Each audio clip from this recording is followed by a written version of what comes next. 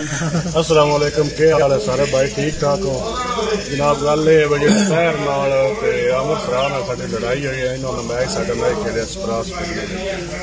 उस वास्ते भाई जमशेद साडे कोल आ गए, बाकी सारे भाई है ना ते असां उन्होंने माफी दी है भाई और वजह तो, क्योंकि भाई और फिर तुहानू पता ही है जितने अच्छे इंसान है इन्हों की वजह तो असां उन्होंने माफ़ कर दिता। तुसीं आवाम सारे भी उन्होंने माफ़ कर दो तो बाकी भाई तुहानू गल दस अस्सलाम सॉरी नईमुल्ला सरफराज साहब को आए हैं जनाब। पिछे वो क्लिप एक तुसीं वेख्या नेट पे चढ़िया सोशल मीडिया पे कि तैर लूणा साहब ते अमर सराह जिहड़े ने वो पैसे लैके बयाना लैके तो उन्होंने स्टेडियम तो नहीं खेडे,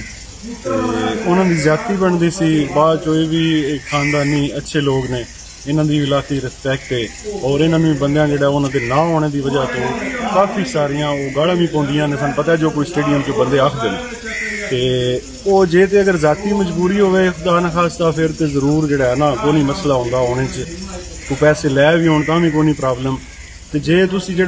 बयाना एक जगह तो लैके एक दिन की दूसरी जगह भी लैके दूसरी जगह खेडो तो कितनी इंसल्ट होगी उन्होंने लोगों की जिन्हों का एक जो मैच करवाते हैं या जिन्हों का इलाका है वो इलाके के बंदे की होना आखन दे।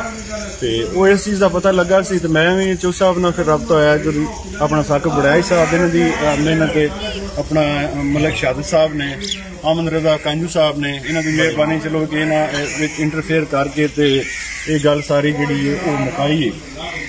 ये तो बड़ा वड्डापन है नईमुल्ला साहब का कि इन्हों वड्डे दिल नाल इन्हें आख्या जी ठीक है जिकन तुहाडा हुक्म हो गया, जिस तरह आख्या उस तरह असी करांगे इंशाअल्लाह। साडे दिल चो जो भी सी असी वो खत्म कर छड़ी। बाकी तुसी भी मेहरबानी करो जेडे प्लेयर भाई हो जूनियर हो सारे ते इस गेम नो जेड़ा है ना वो जिंदा रहन दो प्लीज। हुण चलो स्टेडियम बने ने तुसी खेड दो, स्टेडियम वाले तुहाडे नाल तावन करदे ने, तुसी इन्हां नाल तावन करो। लेकिन एक स्टेडियम वालियां दा भी एक फर्ज बनदा है खिलाड़ियों को पुछ के इश्तिहार ते ना देन, अगर किसी खिलाड़ी होना तो ना देन ताकि आवाम पता नहीं कितों कितों आती है। बंदे बड़ी बड़ी दूरों जोड़े अपने जिन्हों के फैन ने उन्होंने जो खिलाड़ी चाहते हैं उन्होंने देखने आते हैं, अगे होंगे को नहीं तो फिर उन्होंने डिसाइड हो के फिर वो गाड़ी काट के वापस टुट जाते हैं। लिहाजा मलिक साहब तुसी भी माशाल्लाह स्टेडियम बड़ा अच्छा तुहाडा कामयाब स्टेडियम है भाई ना, तुसी कोशिश कीता करो तुसी भी भाई जी स्टेडियम और जितने भाई जिन्होंने स्टेडियम है एक रिक्वेस्ट करने है भाई अगर दो इश्तिहार चढ़ते ना भाई जमशेद साढ़े सीनियर है इस काम के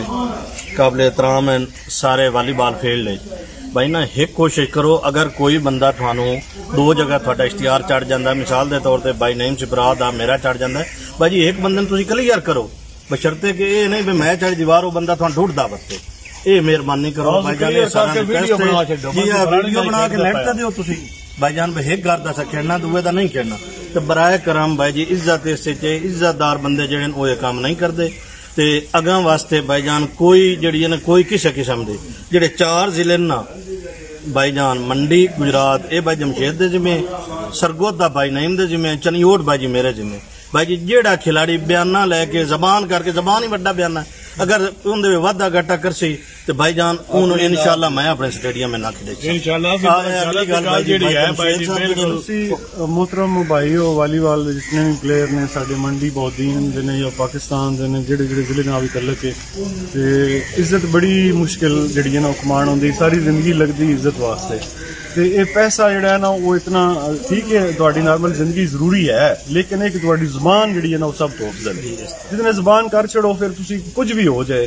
तुसी लाजमी उस ते पूरा जड़ा है ना उस जुबान को पूरा करो। जे इस तरह तुसी खुदा न खास्ता किया जिस तरह इन्हों की पोजीशन बनी सी लाजमी इन्हों की तैर भाई या आमिर भाई कदों आउंदे या ये उन्होंने मिसहैप हो जाता या कोई वाधा हो जाता तो वह की फायदा सी। वो सारी थोड़ी इज्जत जी किते जानी सी। मेहरबानी किया करो तुसी जिहदे नाल गल करो उहदे नाल पक्की क्लिप चाड़ छड़ा करो ताकि आवाम बड़ा तुहाडे नाल प्यार करदी बड़ी बड़ी दूरों बंदे तुहानू वेखण आउंदे ने ते इज्जत अल्लाह पाक दी जात ने तुहानू एक दित्ती ते इस इज्जत नूं कायम रखो। ते तुसी भी भाई जी स्टेडियम वाले दी खिलाड़ियां नाल तावन कीता करो तुसी भी हर किस्म दा ते खिलाड़ियां दा भी काम है तुहाडे नाल ओ तावन करन तां ही तुहाडा ये सिस्टम जिहड़ा ओ चल सकदा ते साडी एक इलाकाई गेम है इन जिंदा रहन दो जिंदा तां रह सकदी है कि तुसां दोवां घरां आपस च जिहड़ा ओ तावन करो। बड़ी मेहरबानी तुसी भाई जी गल मैं करदा आवाम को जा दे तुसा खिलाड़ियां लड़ रल के गल कीती है तुसा खिलाड़ियां ना कोई नहीं है भाई जमशेद कोल खड़े साथ उन्होंने बयाना लिया साढ़े उन्होंने ज्यादती की भाई आ गए अस बिल्कुल इन्हें मादरत की असा जाओ इन्होंने इस तरह होया सी जिस तरह चूही साहब दसदे ने पे कि वाकई फिर मैं आप खुद भी ताहिर दा क्लिप देखिया कि मैं आवांगा फिर वो पता लग्या मैनू इन्होंने को इन्हें दसिया कि गुजरात भी खेडे ने या तो चलो एक एमरजेंसी बन जाती खुदा न खास्ता कोई घर की प्रॉब्लम तो तुम बिल्कुल ना आओ तो फिर जे तुम कितने खेडते हो तो पता तो लग जाता लिहाजा बड़ी मेहरबानी होगी मैं एक बड़े भाई की तरह एक सीनियर खिलाड़ी रिक्वेस्ट करना कि प्लीज जो ना अपनी इज्जत वार रखो इस तरह होया तो खुदा न खास्ता कदई थोड़ी इंसल्ट हुई या कदई दूब हो गए आपस चो या कोई जिस तरह एक होर क्लिप में वेख्या मेरा ख्याल अरशद खरल साहब का सी उन्होंने बारे कि जी वो बयाना लै के तो हूँ